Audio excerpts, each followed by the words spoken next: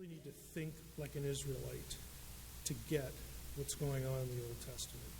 You need to think like a first century Jew to process a lot of what's going on in your Bible. And that is really difficult for us because obviously we're not first century Jews. We're not ancient Semites. And because we're not, there's a lot in the text that just goes right over our heads. It just goes right by us. It's not because we're not good readers, we're not smart. It's none of that. It's just we are not immersed in the culture. We are not immersed in the way of thinking. We haven't had traditions, accrued traditions, rabbis, teachers, whatever, generations long, informing us how to think about the text. Well, a Jew in the first century had that. An ancient Israelite had that. What they knew was passed on to them, and it was passed through certain filters, and those are missing for us. We have our own filters that don't really help. We have filters like the Reformation. It's not that the Reformation was bad, but it was the 16th and 17th centuries, which is considerably removed from what it meant to be an ancient Israelite, an ancient Semite. And I'm saying all that to say this. I'm going to say some things tonight, and I'm necessarily going to go quickly. But I'm going to say some things tonight that are going to sound really strange. I'm forewarning you in a good way, in a positive way, because there was a time in my own education, my own self-education, that what some of the things I will say tonight would have sounded really strange to me too. But I want to try to show you enough that you can sort of internalize the culture and internalize the mindset, the worldview, that will help us become informed as to how an ancient reader would have looked at this stuff. And by doing that, you will begin to see patterns. You will begin to see connections. What you might have been thinking is that we would talk about things like this. Yeah, I'll hit on some of these things. Maybe not tonight, maybe in successive weeks. But these things, as familiar as they are just a tiny, tiny portion of Jesus' relationship to the Old Testament. They're just a tiny portion of what an ancient person would have been expecting, would have been thinking when a New Testament writer wrote something, or when Peter or Paul or whoever it was would have said something and quoted the Old Testament. There's a very wide context that I want to use this session to sort of set and overview where we're going to go in the process. Now, I put this passage up. I can find my Job reference here. These two verses, 7 and 8, you think, why in the world would you start there? I think you'll be able to figure that out after a few minutes, but these are theologically two of the more theologically pregnant verses in the Old Testament. Are you the first man who was born? One of Job's friends asks him. Now, this is in the dialogues about they're trying to assess Job's situation and trying to pin down why he's suffering. Of course, he's defending himself. And they ask him, are you the first man who was born? Well, who is the first man who was born? Adam. Okay. He wasn't born, but in their mind, he had a beginning. Were you brought forth before the hills? Well, no. That's, again, creation language, the mountains and the hills and all that stuff. Have you listened in the counsel of God? Do you limit wisdom to yourself? Now, next week, we're going to talk a lot about wisdom. But you can store this reference away for that time. There was this idea that the first man had listened in the counsel of God. The first man was right there with God in Eden. And this idea of being intimately related with God begins all the way back with Adam. And that's where I'm going to begin tonight. Some things going on in Eden with Adam. Believe it or not, I'm going to try to go from there all the way to the end of the Old Testament in 1 hour.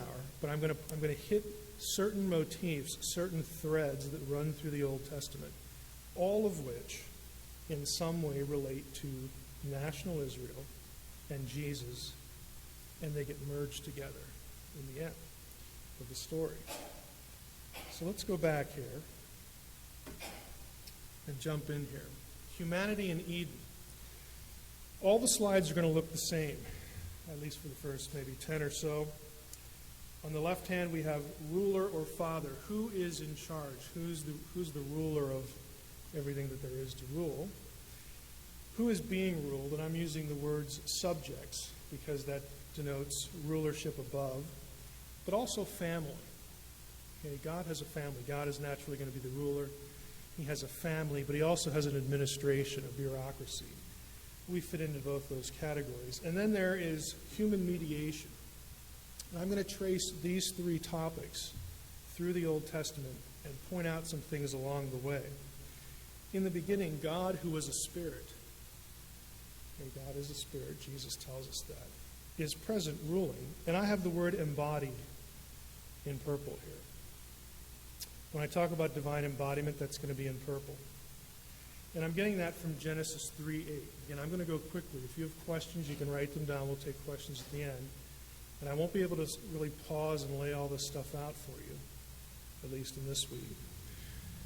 But if you recall back in the garden in Genesis 3:8, they hear the sound. Okay, it takes a physical object to make a sound, scientifically. They hear the sound of the Lord walking in the garden in the cool of the day. There are certain terms in Genesis 3 associated with just that simple verse that show up later in the Old Testament in theophany appearances. Now, who knows what a theophany is? Right? Right. It's some sort of appearance of deity. And in many cases, I know we don't often think of it, but in many cases there's actually embodiment going on. There are, again, some terms all the way back to Genesis 3 that show up later when God is, in the whirlwind with Job and God is on the mountain at Sinai. There are links, believe it or not, that begin all the way back in Genesis 3. Humanity at this time, well, yeah, we're servants because we're under God and everybody's a servant under God. But we're also co-rulers. And I get that from Genesis 1:26 and 27. Humanity is created, our translations say, in the image of God. I think a better translation is as the image of God. We are created as divine representatives. We are to represent Him. We're to do what God wants us to do as though He were physically there present with Him. Everybody's together, though. There is no sort of negative connotation between being a servant. You're a servant, but you're also a co-ruler. Theologians like to say that the original humans were servant kings, which I kind of like. Has a nice picture to it. That's the way everything starts out. The humans were children of God. And sometimes because of the Old Testament culture, the phrase is sons of God, because it's patriarchal to that extent. But it's inclusive. It means children, male and female. He created them. And their task was to administer the kingdom of God on earth. Now, think about Eden. Eden is where God lives. Okay, it's His address in the beginning. It's also where He issues decrees. He is there with His heavenly host, who existed before humanity did.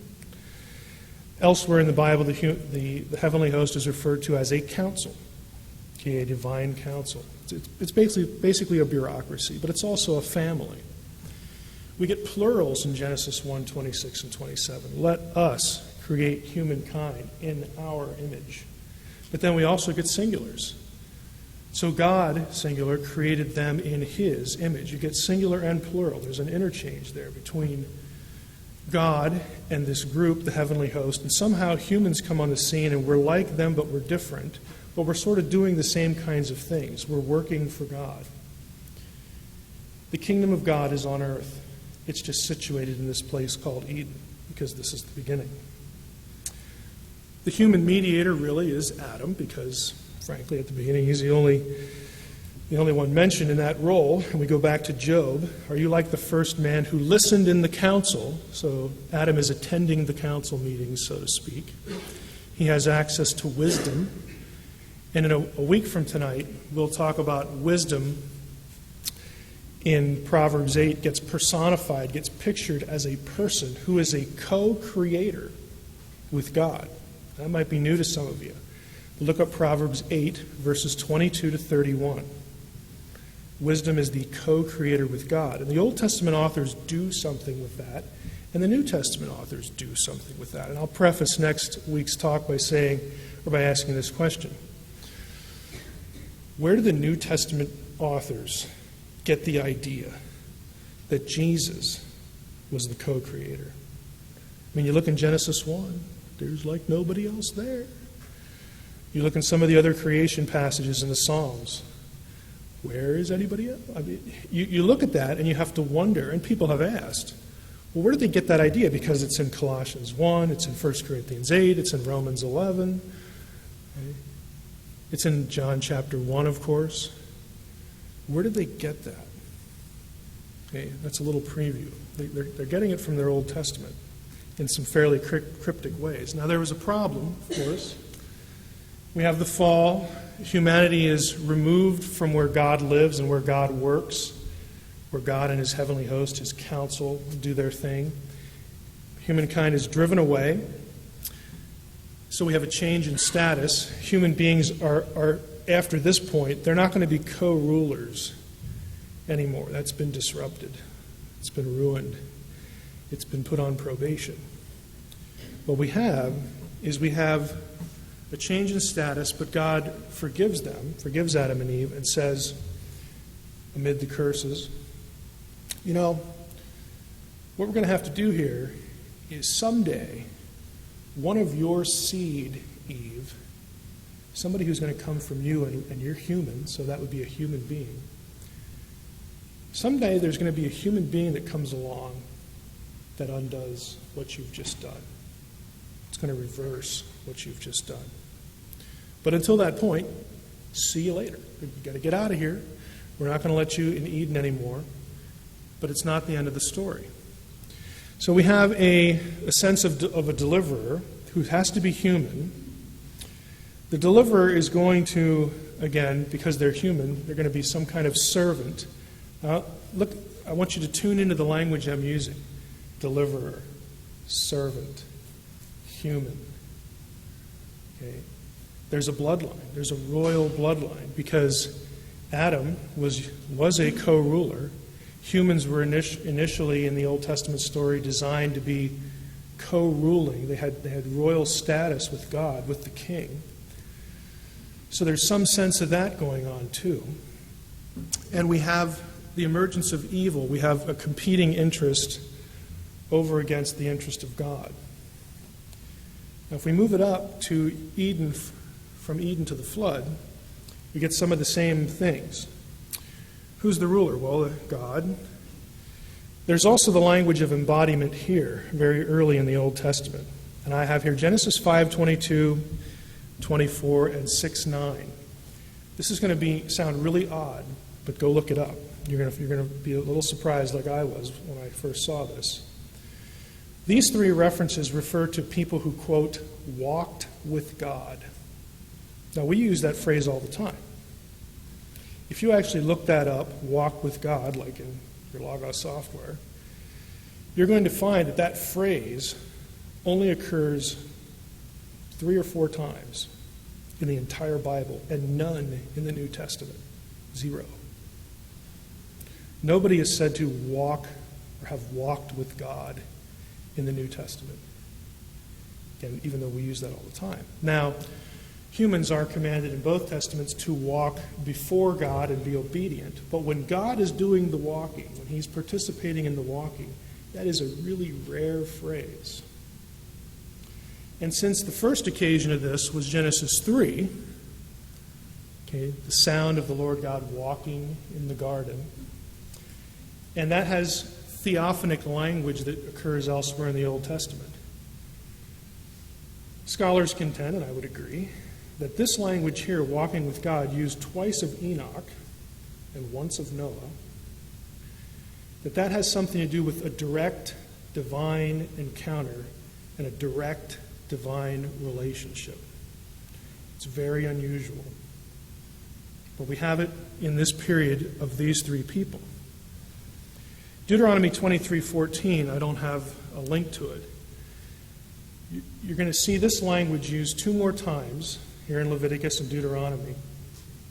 And it refers to what's going on in the camp of Israel, where God says, I'm walking, I will walk in your midst. Well, what was going on in the camp of Israel during the Pentateuch period? Moses, Sinai. Was God completely invisible? No, he wasn't. There could be a pillar of fire, there could be a pillar of cloud, and even more dramatically, a human form. We're going to talk about the human form tonight. But while all that's going on, God refers to what he's doing there, or what the embodied Yahweh is doing there, saying, I'm going to walk in your midst. Okay, so obey, that sort of thing. It's a very unusual circumstance. Humans, of course, are servants as a result of the fall. We've lost sort of that upper status. We're still children, or the family of God, because there aren't that many people. The population is growing, though. But it's becoming wicked in the wake of or in concert with a divine rivalry or rebellion. Now that harkens back to Genesis 3, but it also speaks of Genesis 6. Regardless of what your view of Genesis 6 is, when the sons of God go into the daughters of men, and they father children known as the Nephilim, the mighty men of renown, so on and so forth. From that point, that passage is going to get referenced in both Testaments. And when it does, it's the idea that you again have a competing human and quasi-divine opposition to what's going on with the human promise. Remember the human one that has to come and fix all this stuff. And that bloodline, okay, and human warfare that extends from it as well. Because when you get to the wars of Joshua, those things are blurred and mixed. So you have a competing interest going on. The interest now is preserving what we have. Who are the human mediators? Well, it is anyone who can be defined as a prophet. Anyone who, and I'm defining prophet very loosely because Jesus does. Remember here in Luke 11:51, Jesus refers to the prophets all the way from righteous Abel to Zechariah, who was slain at the altar. Okay, he goes all the way back to Abel. Basically, a prophet is someone who has had a direct encounter with God and who speaks for God. That's it. Not somebody who predicts the future. It's very wide and open. And if you look at who we have here, we have Abel, who is the one that Jesus starts with. We've already seen Adam when he was the only one there. Seth, the text doesn't call Seth this, but Seth is viewed as sort of an initial fulfillment of the seed promise in Genesis, because Abel was killed and God replaces him. Eve says, I've gotten another man. I've gotten a man with the help of the Lord. Because for sure, the good line ain't going through that Cain. I mean, that ain't going to happen. So God replaces Abel with Seth. So I'm including him here. But we do have Enoch and Noah. Again, direct divine encounter. They speak for God. Both of them, in Jude 4 and 2 Peter 2, are called heralds or prophets. They prophesy. They speak for God. Again, I want you to start noticing patterns. The Bible is, I don't know if you know what fractals are, but sometimes we get stuck in a real simple sort of relationship like typology. Typology is interesting. It happens, of course, in Scripture. But what's even more deep and more meshed and more, sometimes you got to dig for it, is patterning. Vocabulary, words, phrases, ideas that just pop up all over the place throughout the history of the story. Of course, we have a problem here. We have Genesis 6:5, humankind is generally evil. There's a pollution of humanity's line. There's a reason why Noah is singled out, because he walks with God. and he was pure in his generations. Whatever's going on in Genesis 6, verses 1 through 4, Noah is not part of it. There's a reason why Noah shows up in the genealogy of Jesus. Because Matthew, or Luke in this case, wants to be very clear that Jesus not only goes back to David and back to Abraham, he goes through Noah and Enoch to Adam. Okay, you have to establish this line. Okay, there's a reason for that. Babel. This is one of the critical moments of the Old Testament story. We have a state of chaos. There's no mention of divine embodiment. There is a divine sort of conversation or decree to the council. This is the other passage where you get plural language when God sees what's going on at Babel. He just told them to disperse and multiply. You know, do that Noahic covenant thing, like I told you. And God sees that they're not, and he says, you know, Yahweh goes down, and then he says to his council, let us go down and put a stop to this. There's some little sense of urgency there. Because if we don't, nothing will be impossible to them. It's just like Genesis 3 in some sense, where the fallout as well is the knowledge of good and evil. We can talk about that a little bit later, but basically it's a presumption of authority that you don't have. You're an imager of God, but you are not at the status of those who decree fate and calamity, good and evil, for humanity. You are not at that level. Okay, you share the authority given to you, but you ain't got this. Okay, you are not, as Genesis 3:22 says, when after the fall it says now that the man has become as one of us, knowing good and evil. It's the same thing here. If we don't put a stop to this, humankind is going to be able, or they're going to try to assert this authority before it's time, before God decreed when they should have it. So we have a decision made by God to disperse humanity, but that isn't all he does. That might be how we're familiar with it, because there are other passages that talk about what happened at Babel. Deuteronomy 32, 8 and 9. And I have here a note that I'm reading with the LXX and the Dead Sea Scrolls. If you have an ESV, good for you, because you'll agree with me. The ESV says, when the Most High divided up the nations, he divided them up according to the number of the sons of God. Okay. Most English Bibles do not say that. Most of them have the sons of Israel. And there's a textual difference there. Dead Sea Scrolls, Septuagint, which is the Greek translation of the Old Testament, has sons of God. It has to be sons of God because if you go back and look at the table of nations, Israel isn't there. It doesn't exist yet. It can't be sons of Israel. Okay, but there was a later change made to the text in that tradition. But the correct text is preserved for us by providence. We also have Deuteronomy 4:19-20. Basically, in a nutshell, what happens at Babel is, look, God says, look, we've tried to rule with human beings, first as co-rulers, and then try to sort of reestablish my rule on earth and get back to Eden, and it just isn't working. You're disobedient again. And so what I'm going to do is I'm going to confuse your languages and scatter you over the earth.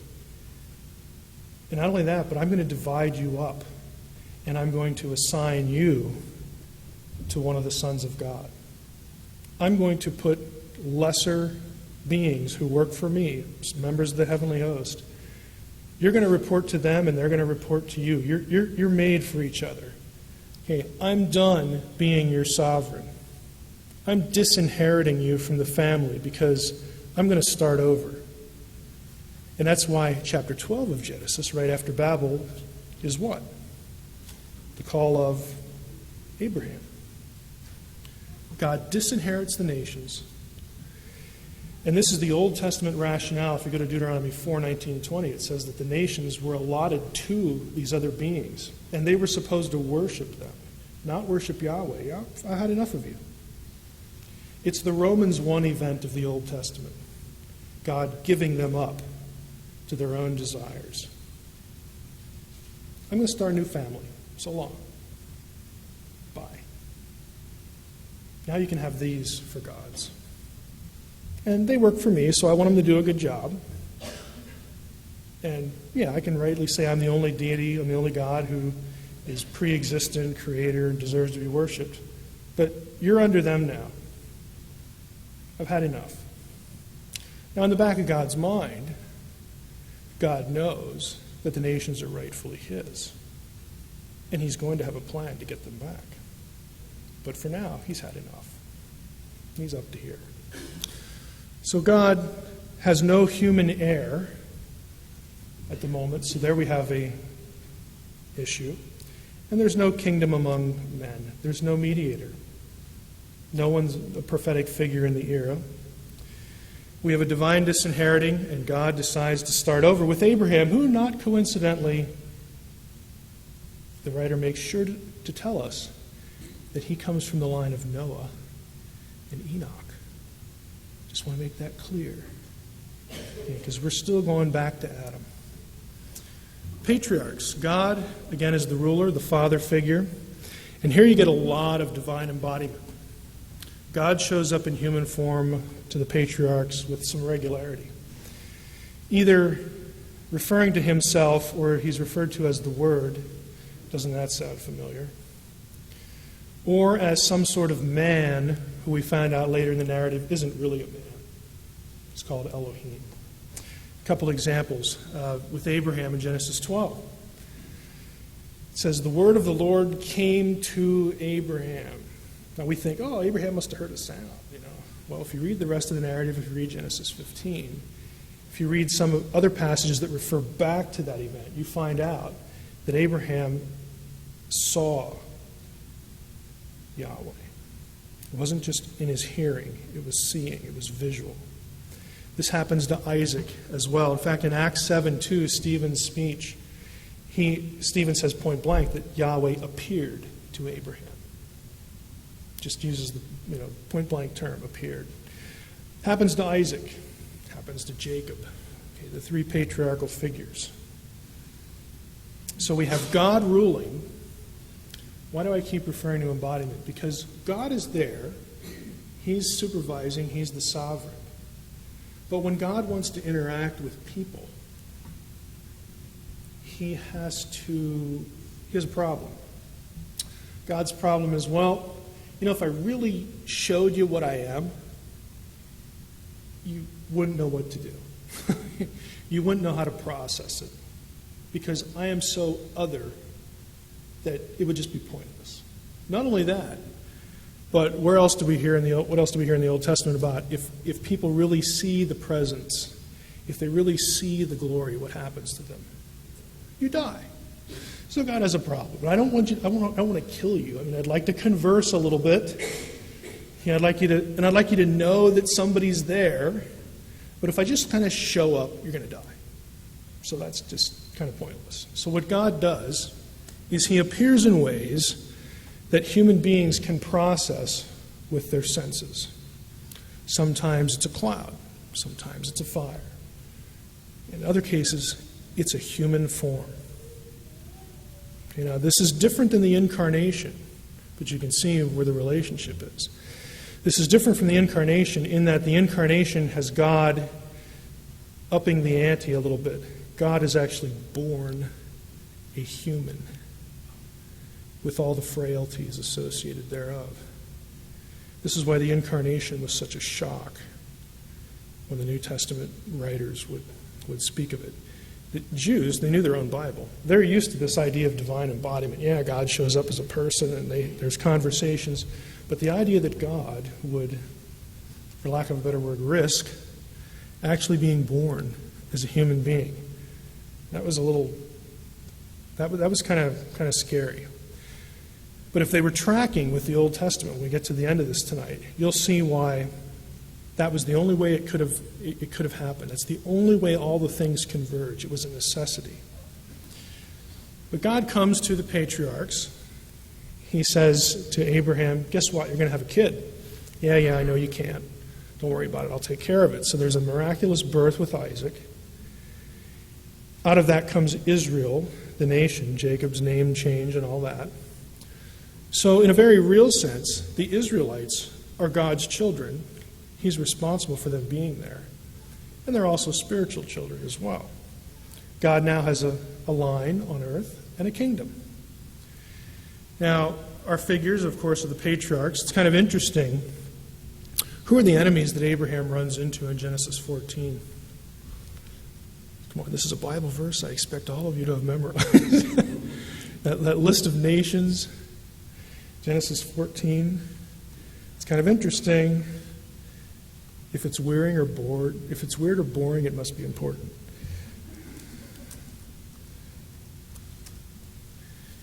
Okay, in the days of Amraphel, so on and so forth, who does Abraham run into? Verse 5. The Rephaim,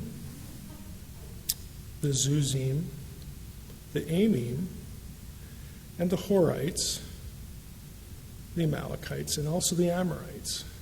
Are those names familiar?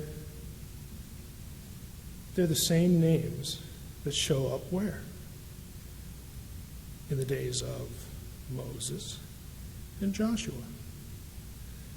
Okay, and it turns out that there's something unusual about those people groups. We'll get to. Something else happens to Abraham. He meets Melchizedek. Of course, we know Melchizedek from Genesis 14. We know him from Psalm 110. That's pretty much it. Yeah, Hebrews 11. Hebrews 8 actually throws a few things in there about Melchizedek. Why is Melchizedek noteworthy? He is the priest of Salem. In Semitic it would be Shalom. What is Shalom? Anybody? It means peace, but it's also Jerusalem. In Hebrews 8 tells us, and Psalm 110 says that he was unique, he was noteworthy because he had an eternal priesthood. Now, to have an eternal priesthood, I would suggest that you probably need to be eternal. And this is the way Melchizedek was taken in first century Judaism and Middle Judaism, the Second Temple period. Melchizedek was viewed as a divine figure, a divine being. Because we can't have all these other, and when we get to the end, it'll converge for you. But the fact that we have a priesthood that is not from Aaron is important because Messiah is never connected with Aaron. He's not from that tribe. He needs a priesthood that sort of operates out here, okay, to do all those things. What does Melchizedek offer Abraham, by the way? Bread and wine. What a coincidence.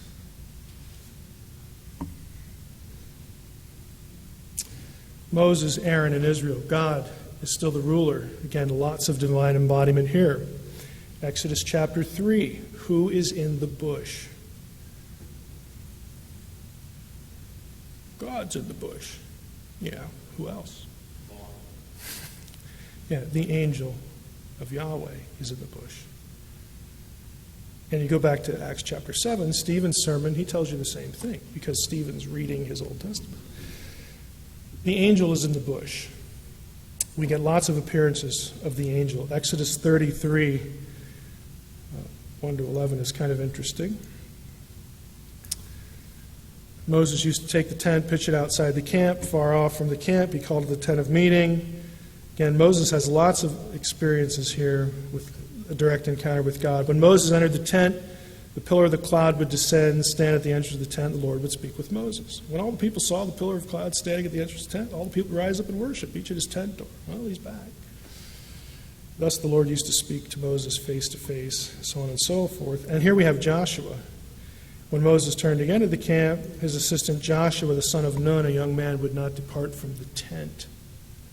Okay, that's going to become important because Joshua is going to have the same divine encounters that Moses did. Exodus 23, also associated somewhat with the pillar.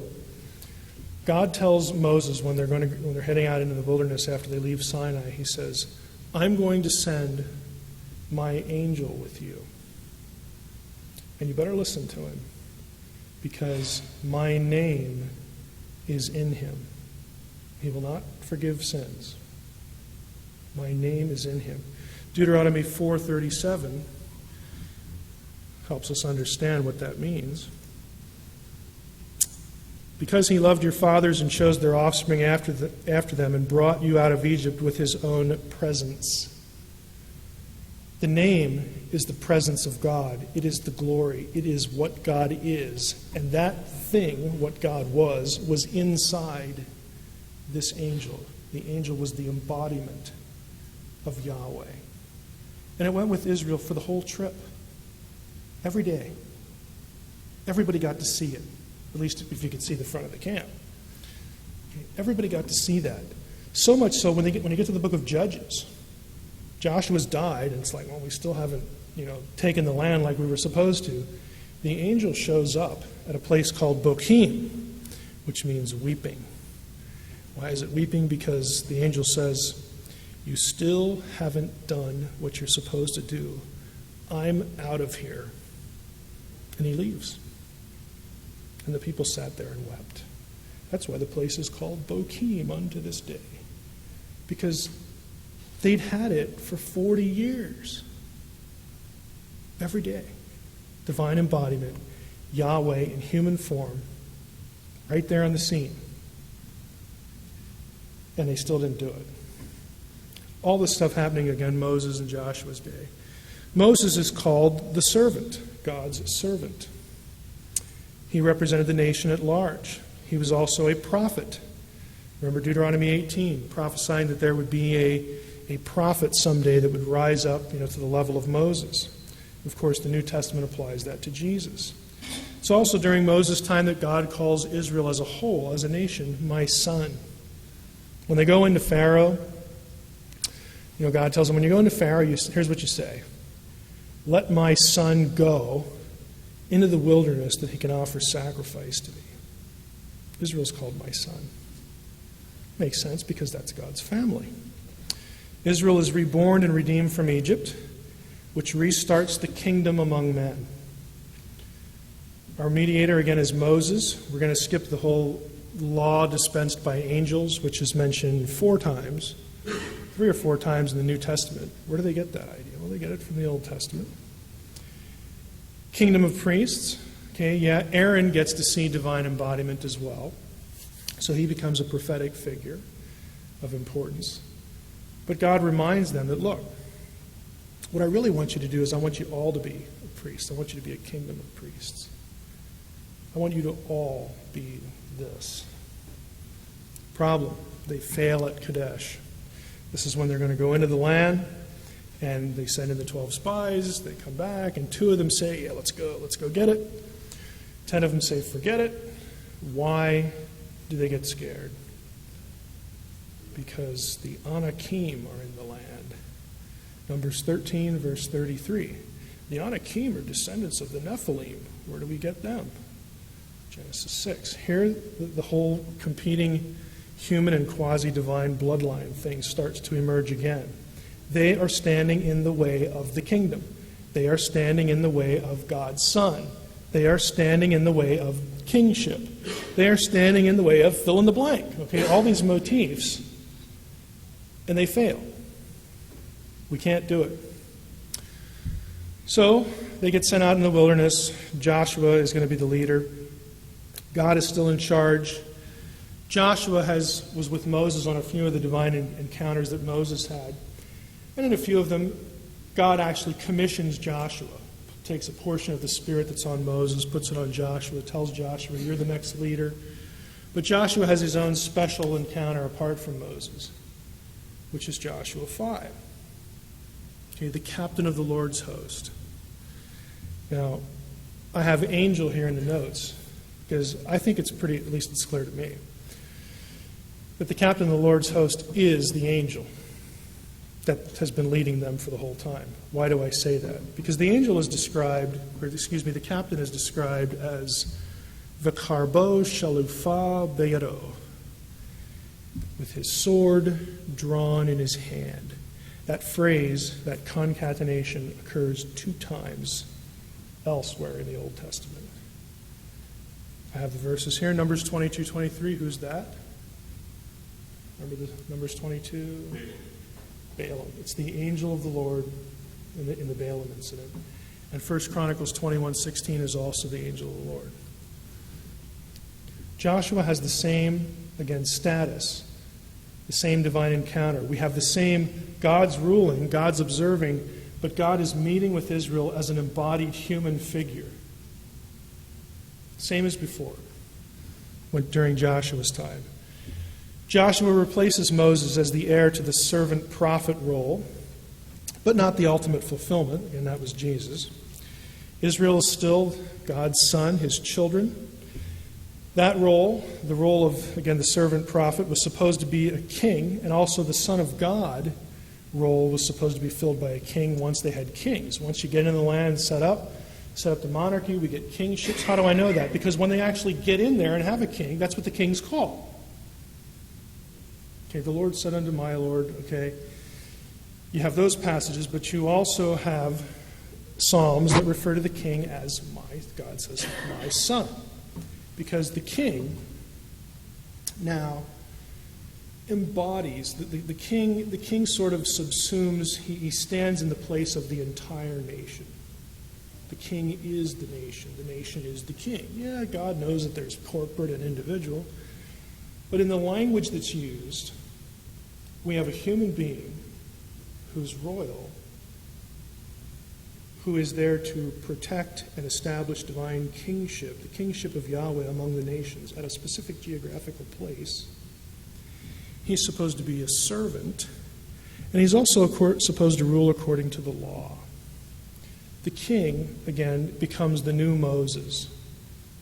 Okay, he replaces. You have Moses. You had Moses over, and then underneath Moses you had a prince for each tribe. You had 70 elders. 70 is kind of an interesting number because that's the same number of nations that were disinherited back at Babel. Okay. God's son, God's family, is replacing the family he disinherited. There's 70 elders.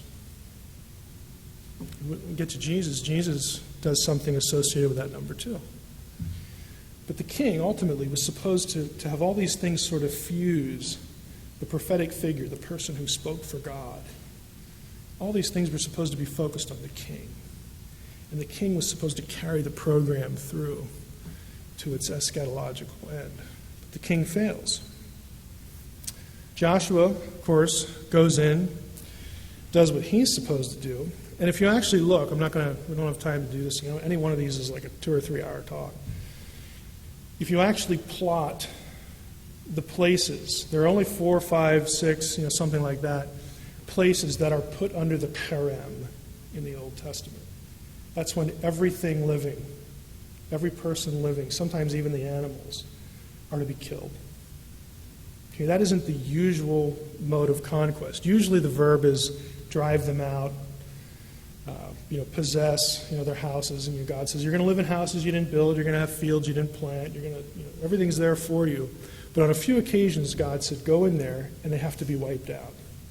If you plot those cities on a map, and then you go back to the list of people groups that are mentioned, 7, 8, 9 times, Rephaim, the Amorites, the Zuzim, the Amim, all these Eames, okay, that all of them trace their lineage back to the giant clans, the Nephilim in Genesis 6. They live at those places.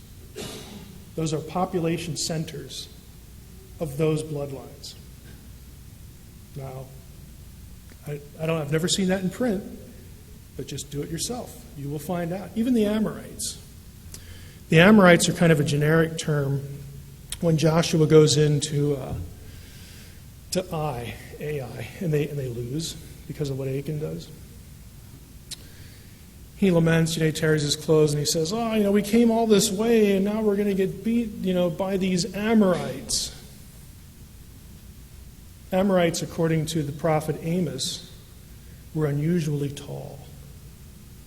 Okay, even them. Okay, it's a pattern. It's a pattern. In their thinking, there's something demonic going on here. And God says, those are the places you go in. And they are karem. They are offered up as a burnt whole offering to me. The other places, if they run out of town, fine. These are the places that are put under karem. And it's about bloodlines. I know it sounds kind of weird, but that's what it is in the Old Testament.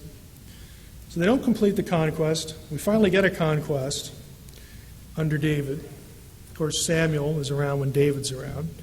Divine embodiment continues into the time of Samuel. Samuel's the last judge. There were a few judges that witnessed the angel, or again, some form of divine embodiment. Gideon is probably the obvious example. And the Gideon passage is interesting because Yahweh and the angel are both in the same episode at the same time. So they're two individuals. In fact, one leaves and the other one's still there at the end of the story. But with Samuel, the same thing happens. And this is one of my favorite passages in the Old Testament. I can't resist skipping 1 Samuel 3. Now the young man Samuel was ministering to the Lord, to Yahweh, under Eli. And the word of the Lord, the what? The word of the Lord was rare in those days. Oh, you mean they just didn't hear God? No, there was no frequent vision. First verse. It's something you see. Not just hear, but something you see. At that time, Eli, whose eyesight had begun to grow dim so he couldn't see, was lying down in his own place. You know the story. Samuel goes to lay down and he hears a voice. And he thinks it's Eli, and he runs over there a couple times. And Eli finally figures it out and says, well, it's not me. So if it happens again, you say, speak, Lord, for your servant hears. I'm all ears. I know it's not Eli. And that's what happens. If we go down here, verse 10, and the Lord came, Yahweh came, and stood. Okay, he stands in front of Samuel, calling as at the other times. Samuel, Samuel. Samuel said, speak, for your servant hears. And then Yahweh pronounces the judgment on Eli's family. And you get to the end of the chapter. It's just great. And Samuel grew, and Yahweh was with him, and let none of his words fall to the ground. And all Israel from Dan to Beersheba knew that Samuel was established as a prophet of the Lord. He had a divine encounter. Of course he's a prophet. That's what prophets are. That's what makes them prophets. They knew that he was established as a prophet of the Lord, and the Lord appeared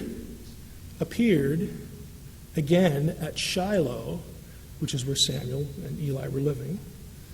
For the Lord revealed himself to Samuel at Shiloh. How? By the word of the Lord.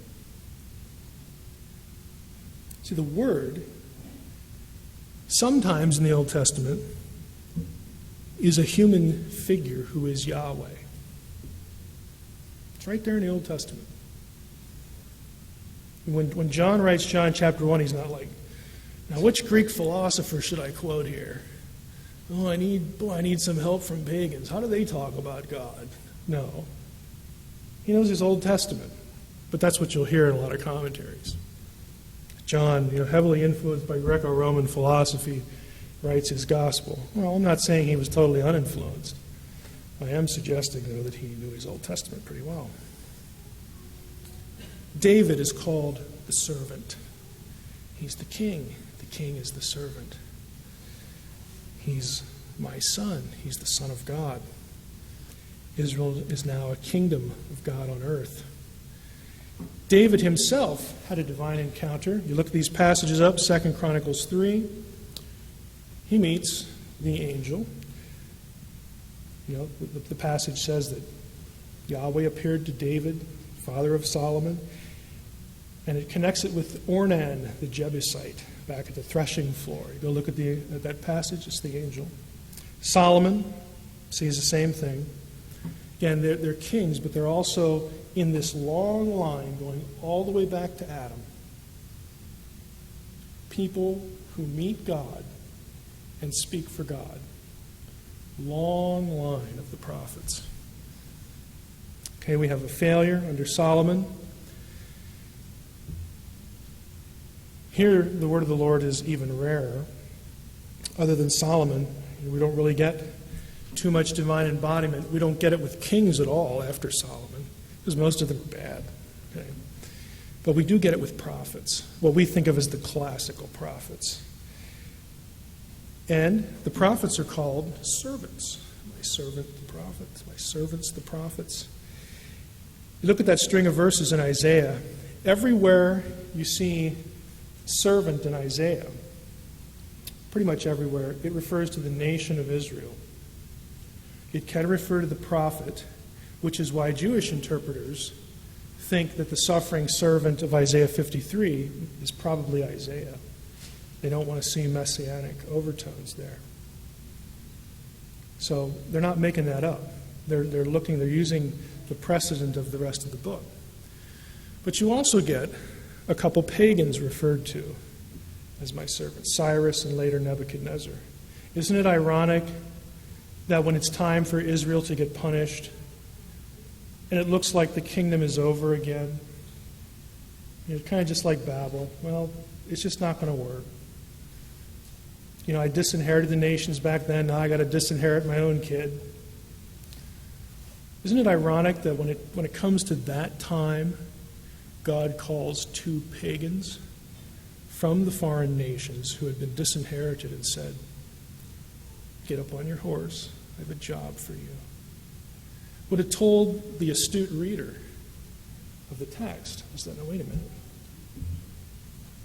That means God's still in charge of everything, including the nations that they're telling us that their gods beat our God. And we're in exile, and they're not. They conquered us. And we're like, what are we doing here? And the whole thing is over. It just, went where in a handbasket. I mean, it's over. And God says, well, if you think that, then figure this out. Why is it that I'm commanding them? They're the only ones around to do my work that'll actually do it. So I got to use them to bring you out of the muck where you're at. So there's a lot of irony there. Even after the exile, Israel is still called in Hosea the sons of the living God. They're still God's children. He accepts them back. But the kingdom is in exile. And the prophets get various messages to the exiles. Isaiah is sent to Israelites. Again, he sees the throne of God. It's a direct divine encounter. Jeremiah chapter 1, read it closely. The word of the Lord came unto Jeremiah. Then, like 2 verses later, that word of the Lord is called Yahweh. And then in verse 7 it says, and the Lord, Yahweh, reached out his hand and touched me. He's embodied. Again, it's a literary, it's a theological signal that I'm still here. Just like I was in the old, I'm still here. Ezekiel sees a man, figure of a man enthroned. Okay? Well, all the weird stuff he sees, that's pretty clear, that part. Now, where does this wind up? Here's the situation we have at the end of the exile. You have the corporate servant dying. Israel's in exile. Israel's toast. Rightly punished for sin. The corporate servant, though, is raised anew by anointed human agency, Cyrus in this case. Corporate resurrection. The nation, Ezekiel 37 goes through a whole picture of how the nation who is clearly dead, you're like really, really dead. When the bones have to be reassembled and the veins and all that stuff, you're dead. But the dead will come to life again in a very vivid way. And we even have third day imagery in Hosea chapter 6, verse 2. Israelites are lamenting their situation. They say, well, even at the third day, he can still raise us up. The corporate servant can be raised up even on the third day. So you have the nation resurrected, but the glory and the kingship have not returned. And so you have more prophecy come, this time of a single servant whose ministry will mimic. Here's the part I want you to catch. The single servant's ministry, Jesus' ministry, mimics the corporate servant. Death because of the nation's sin, and then resurrection. Once raised and resurrected, following the pattern that we've seen up to this point, what else would a Jew have expected? Well, we need a king. If we have a kingdom resurrected, we need a king. And there's those nations, too. They still need to be brought into the fold.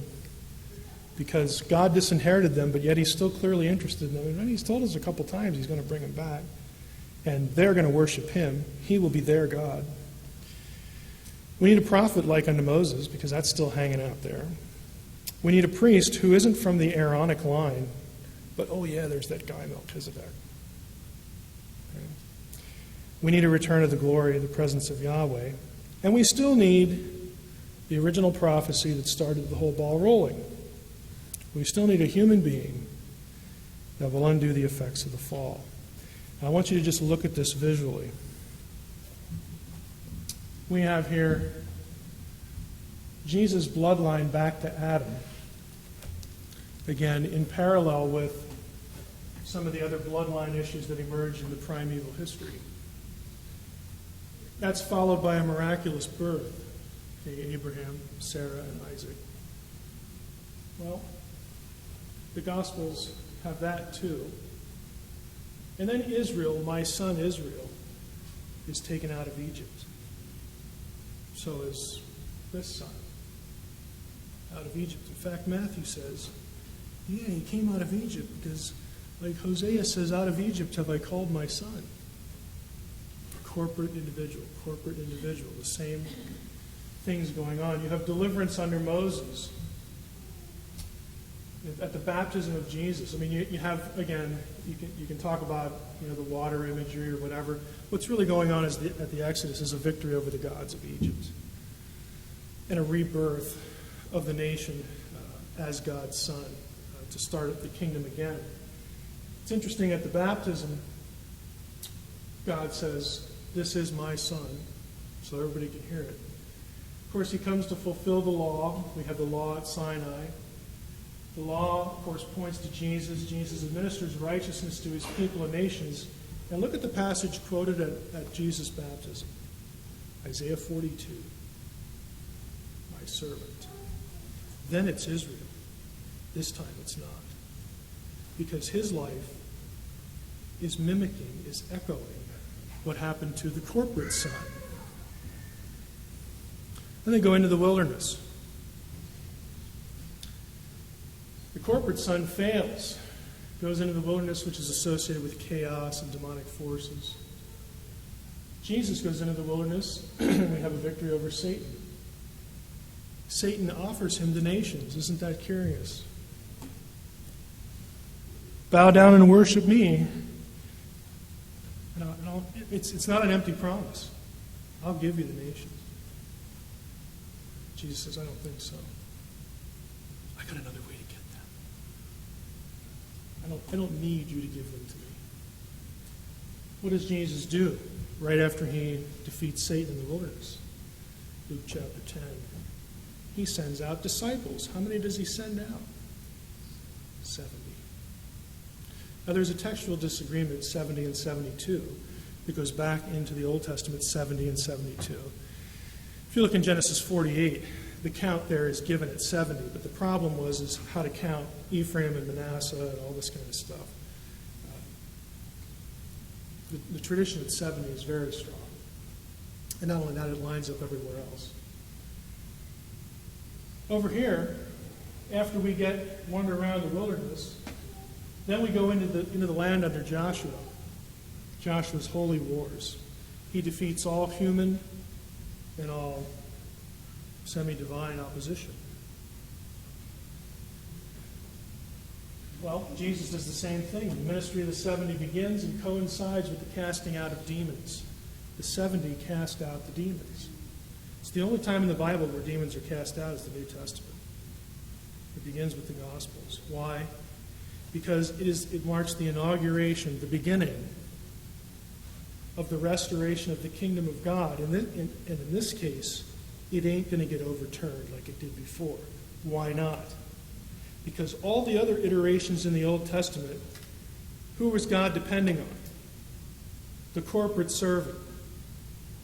You know those Israelites that kind of mess up a lot? He's not dependent on the corporate servant anymore. He's depending on the servant, who is him. His but isn't him. And he can guarantee that he'll pull it off. Transfiguration is interesting. Do a little study on the transfiguration. Where did it happen? Church tradition has Mount Tabor. If you look in your better commentaries, they will show why that doesn't work. There's actually no textual support for it. If you follow the geography, the transfiguration would have happened somewhere near the foot of Mount Hermon. Anybody know where Mount Hermon is? Mount Hermon. So up in the Golan, that area. What territory was Hermon in? Dan. Dan overlapped with the region known as Bashan, Deuteronomy 3. Bashan was home to giant clans. Hermon was also, in Jewish tradition, in the book of Enoch, was the place where the angels from Genesis 6 descended before they did what they did, Mount Hermon. And it's that place that Jesus picks to go and be transfigured. It's like, I'm back. I mean, if you're a Jew and you know your Old Testament, and you know all this other stuff that's written about the Old Testament in the intertestamental period, you don't miss that. That is what's the phrase that we'd like to use now? Not holy war, but what's the phrase that's kind of spiritual warfare? That is spiritual warfare. Jesus showing up at these places. By the way, in the Semitic world, Bashan in Hebrew is a geographical term, but it's also a noun, a common noun for serpent.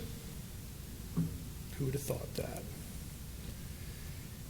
At Ugarit, they had a dialectical difference. Their word for serpent was Bathan instead of Bashan.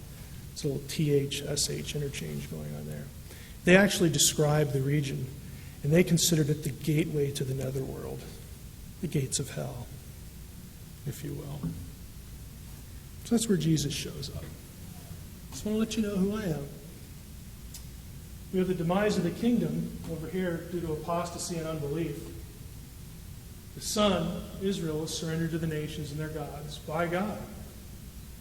Over here, the kingdom being offered is rejected along with its king. But that was God's plan too, because he needs resurrection.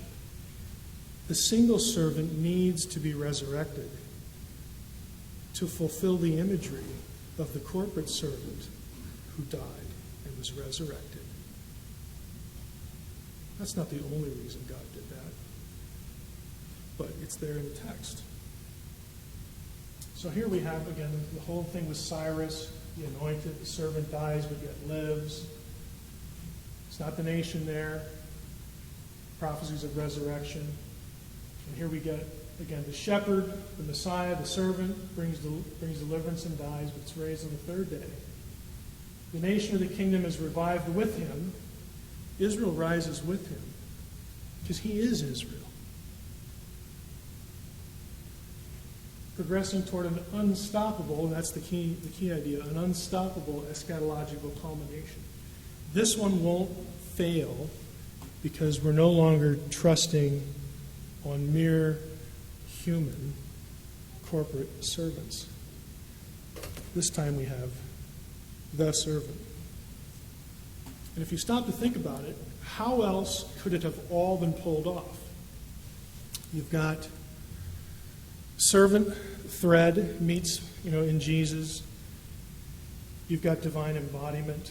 I mean, it's as though, and I think it is, Jesus is there the whole time in the Old Testament, just shepherding it along, knowing full well, back in Genesis, that the only way we're going to get this back is if a human being does all this stuff to reverse the effects of the curse, like Which one of them that you know is going to do that? I'm going to have to become incarnated. I'm going to have to become them to flip the whole thing around. So everything converges in this one individual, and his life mimics deliberately. The New Testament writers, this isn't an accident. This is an intelligent mind guiding the New Testament writers to arrange the material as they did so that the readers would get the point. Now, Dax has been going through, I'm going to put this up real briefly. There's a lot more that could be hit on, even before we get to the history of Israel, Abraham. There are a lot of other parallels that are more primeval. But Dax has been preaching through Ephesians. And this was the thing that shocked Paul. He's astonished that the Gentiles are included in this. Why? Because they're the ones that were disinherited. They're the ones that messed up. I mean, they were the competing line. They're the ones that always opposing this, even by God's own design, God's own choice, God's own judgment. So in other words, for this whole thing to work out and to have redemption and to reclaim the nations, God is going to have, something God did is going to have to be undone. And frankly, only God can do that. And so you have an incarnation. You have the wall of separation from the Gentiles being torn away. He is Israel. But the Gentiles are also his body. And you just think about it. Think about all the terms. The epistles use words like adoption. That's a really pregnant term against the backdrop of all this. It's a family term. There are lots of things in the New Testament that I'm going to encourage you.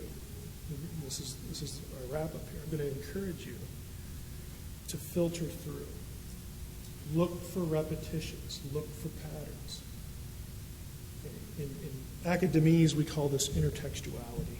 Isn't that a fancy word for just saying, look at the text real closely, where they use the same things? I think it'll give you a really solid backdrop so that when you read through your Bible, you'll be able to sort of pick out why writers are doing what they're doing, what they're telegraphing, what they're picking up, little threads they're picking up, and they're going to take it a little further. And they're going to drop it somewhere, and the next guy will pick it up. But it's a story, just like a good novel, except it's not a myth. It's the myth that's true. That sort of thing, stealing that from Tolkien. I mean, it's a good story, and this is what story